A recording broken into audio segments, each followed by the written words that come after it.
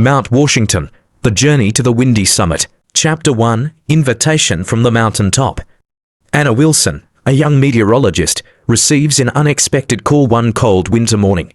It is from Dr. Michael Grant, a leading expert on extreme climates. Dr. Grant is leading a research project at the Mount Washington Observatory, a place known for some of the most extreme weather on Earth. Anna, I need you to join us. This is not just a scientific study, but also an opportunity to explore the mysteries of one of the most important peaks in the United States, he said over the phone. Anna didn't hesitate. A meteorologist, she had long dreamed of Mount Washington.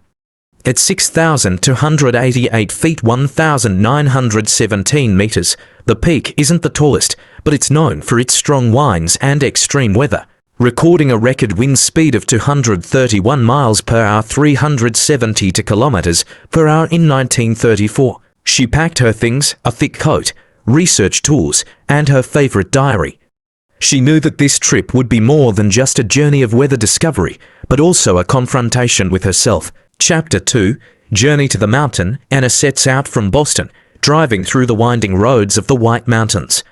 Along the way, she meets fellow travelers, Jack, a mechanical engineer who maintains the observatory's equipment, Leela, a biologist who studies alpine ecosystems, and Ben, a veteran mountain guide. The team stopped in Gorham, a small town at the foot of the mountain, where they bought supplies and heard stories from the locals.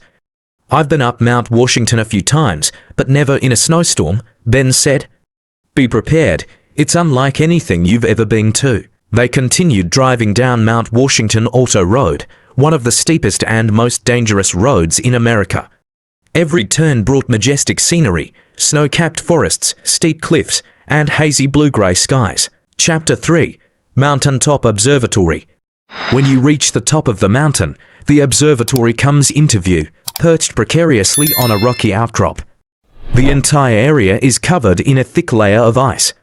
This small but sturdy building records and studies the most extreme weather conditions. Welcome to the home of the wind, Dr. Grant said, shaking each man's hand. We are in a place where the weather changes faster than people's moods. Anna stepped inside. Modern instruments like anemometers, barometers, and temperature sensors took up most of the space.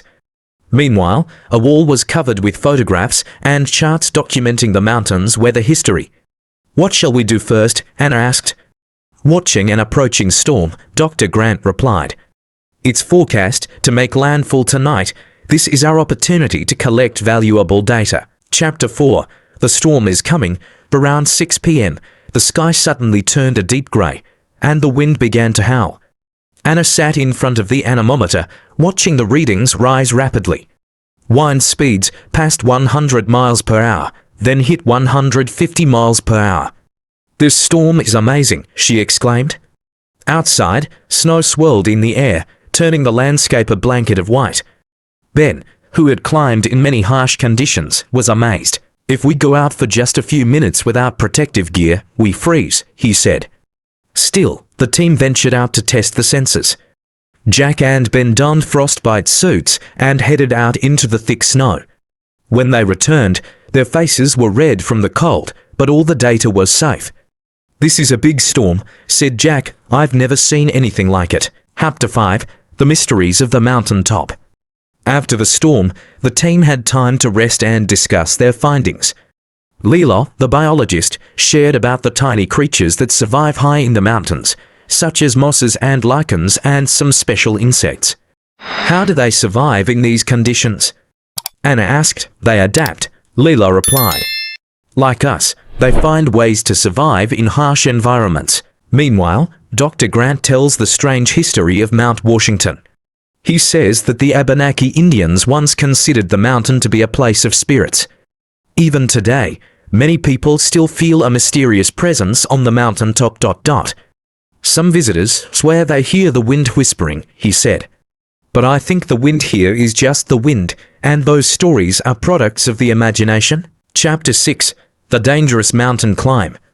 On the third day, the group decides to make a short hike to test the sensor system at a lower altitude. Anna, Ben, and Leela go together, while Jack and Dr. Grant stay at the observatory to monitor. The path was steep, with slippery rocks and strong winds, Still, the team was mesmerized by the beauty of nature, ice-covered rocks, bare trees, and the faint sunlight shining through the clouds. Suddenly, the wind picked up, and a thick cloud rolled in, covering everything. Visibility dropped to just a few meters. "We need to go back now," Ben said, his voice full of caution. But as the group tries to turn back, Anna slips on an icy rock and falls into a snow hole. Ben and Lilo rush to pull her up, but time is running out. "We can't stay here another minute," Ben shouted. They eventually returned safely, but the incident was a stark reminder that Mount Washington is no place to fool around. Chapter 7. Conclusion and Lessons. After a week on the mountain, the team collected a wealth of data on winds, snowstorms, and ecosystems. Anna felt like she had learned not only about the weather, but also a deeper understanding of the power and severity of nature. "When I think of Mount Washington, I think of human adaptation and strength," she wrote in her journal. As they left the summit and returned to their daily lives, the winds of Mount Washington still howled behind them, a reminder that there are places on Earth that remain beyond human control and understanding.